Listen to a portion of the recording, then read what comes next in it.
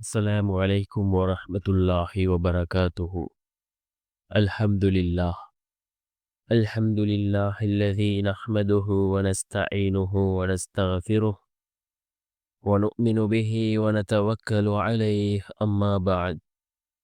அன்பிற்குரிய அல்லாஹ்வின் நல்லடியார்களே, அன்பு சகோதரர்களே, நாம் தொடர்ச்சியாக பார்த்து வரக்கூடிய துஆக்களினுடைய திக்ருகளினுடைய தொகுப்பில் இன்று நாம் பார்க்க இருக்கின்ற விடயம் என்னவென்றால், இன்றைய தினம் ஜும்ஆவுடைய நாளாக இருந்து கொண்டிருக்கின்றது. ஜும்ஆவுடைய நாள். ஃபஜ்ருடைய தொழுகையை தொழுதுவிட்டு நாம் இந்த துஆவை ஓதுவோம்.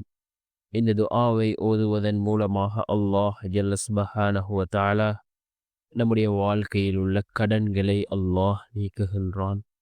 அதே போன்று நம்முடைய வாழ்க்கையில் அல்லாஹ் செல்வ செழிப்பை ஏற்படுத்துகின்றான்.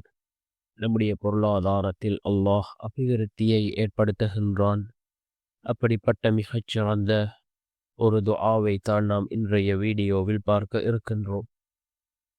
அன்பார்ந்த சகோதரர்களே, அல்லாஹ்வின் நல்லடியார்களே, இன்றைய தினம் ஜும்ஆவுடைய நாளாக இருந்து கொண்டிருக்கின்றது.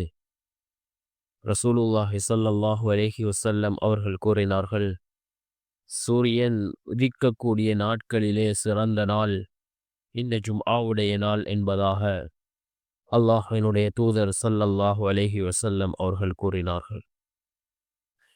அன்பார்ந்த சகோதரர்களே, அல்லாஹ்வின் நல்லடியார்களே,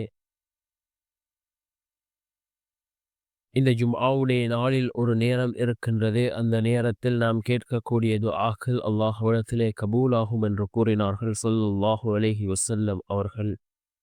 அது எந்த நேரம் என்பது பற்றி இமாம்களுக்கிடையே கருத்து வேறுபாடுகள் இருந்தாலும், சில இமாம்களினுடைய கருத்துப்படி அது ஃபஜ்ருக்கு பின்னால் உள்ள நேரம் என்று சில இமாம்கள் குறிப்பிடுகிறார்கள்.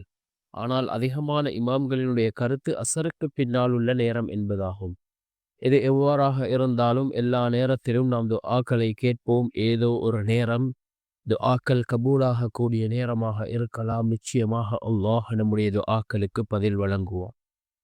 இந்த துஆவையும் நாம் ஒவ்வொரு நாளும் ஓதுவோம்.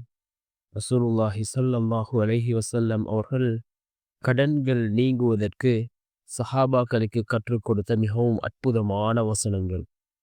அல்லாஹும்ம க்ஃபினி பிஹலாலிக அன் ஹராமிக வ அக்னினி பிஃபضلிக அம்மன் சிவாக்.